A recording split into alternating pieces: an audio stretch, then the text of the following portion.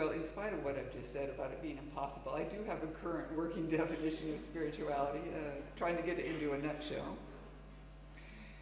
The word spiritual refers to the domain of human existence that lies beyond the material.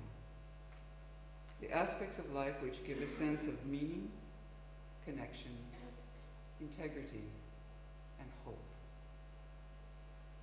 For some, spirituality includes religion because they draw their sense of connection and meaning from a belief in God or a higher absolute truth, and religious practices such as meditation, contemplation, prayer, or ritual. However, whether or not they are connected with a faith tradition, when people go through serious illness, they try to make sense of existence, suffering, and death, and they confront spiritual needs which I consider to be universal.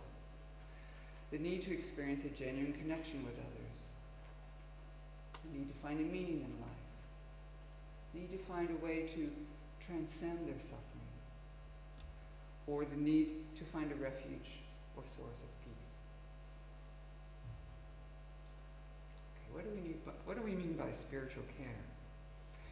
Well, when I have seen what is there in the field, when I've heard what people say, I realize the other reason we can't come up with one definition of spiritual care is because we are often talking about different things. So there's 4 domains of spiritual care that I've identified so far, where we are at the moment, and I'm going to just list them first and then explain them in more detail. The first 2 are the most commonly known that you would be aware of, and they're what I would call the patient-oriented domains of spiritual care.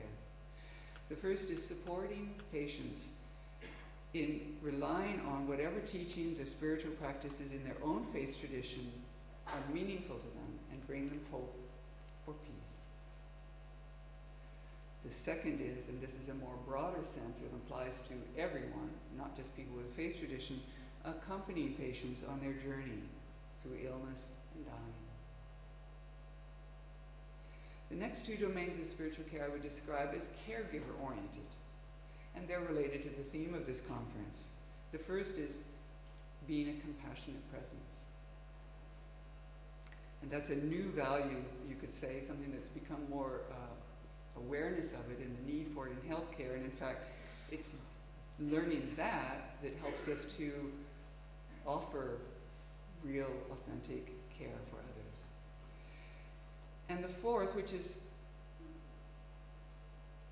I shouldn't say it's even more new, but it's not so often spoken about, is that we can, through our own spiritual practice, create a sacred environment for the patients we care for. This is what's known as contemplative care.